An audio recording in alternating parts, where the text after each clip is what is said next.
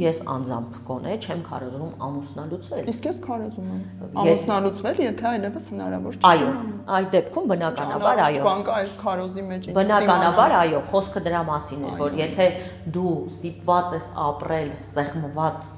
եւ չհասկանալով ինչ ես անում, ինչու ես այդպես ապրում, բնականաբար իմաստ չկա երկարացնել եւ պահել, բայց մյուս կողմից էլ ասում են, որ ընտանիքը հասարակության ասում էին, որ դա ամենաամուր օղակն է եւ այդտեղից է սկսվում, այդպես են մեզ դաստիարակել։ Դե ժամանակին եղել է այդպես։ 21-րդ դարում ո՞րն է այդ մոդելը։ Ես իմ բոլոր հյուրերին այս հարցը տալիս եմ։ Ինչպես եք պատկերացնում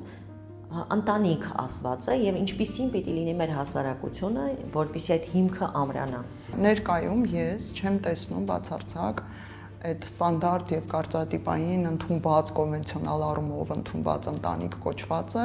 երջանկության, կայունության եւ հանրության առողջ ստաբիլության հիմք։ Բացարձակ սա արդեն ակտուալ չէ եւ մենք կամած գնում ենք դեպի մարդու կյանքում մի քանի լուրջ միությունը, այսինքն չստացվել եւ հետո ընտրել, եթե ուզում ես, կամ սովորել ապրել առանց այդ, այսինքն single վիճակում ապրել։ Հիմա մարդիկ այդ փուլում են, որ